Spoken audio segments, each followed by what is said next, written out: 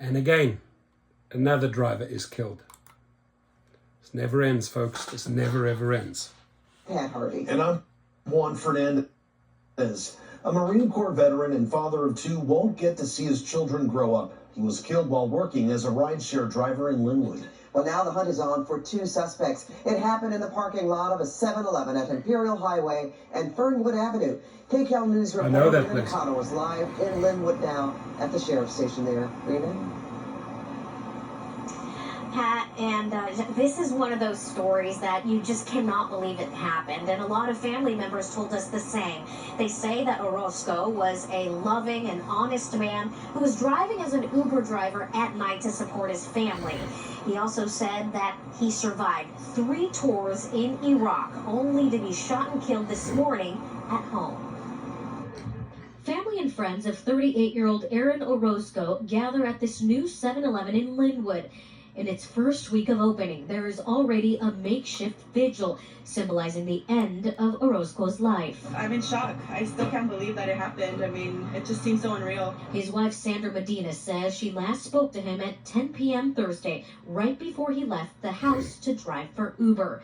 LA County Sheriff's Department says he was shot and killed by one of 2 passengers who were riders in his car. He was an awesome father. He was a great person, very positive. Medina says she worked during the day while he was a stay-at-home dad for their 2 kids, a 3-year-old daughter and 9-year-old son with autism. But his family says he was so much more, a dedicated Marine Corps veteran who proudly served 3 tours in Iraq. He said he'd come back 1 tour. It's like, okay, we'll send him back again. He'll come back and they send him back again. But it didn't bother him. He loved what he did. He loved being a Marine. He was happy to serve his country. And still trying to serve it here. Trying to do Uber to help people. And it's not fair. The Sheriff's Department says one of the suspects took off running while the other drove his car, which he ditched a few miles away. Uber says it is cooperating with the department on the investigation. Orozco's family says they want his killers brought to justice. The guy to turn himself in who did this, he didn't deserve this.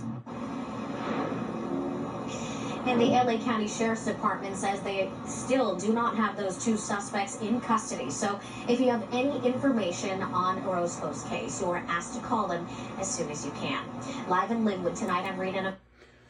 You hear anything, see anything, please pass the information on to the authorities. We got to catch these 2 thugs that killed this wonderful man.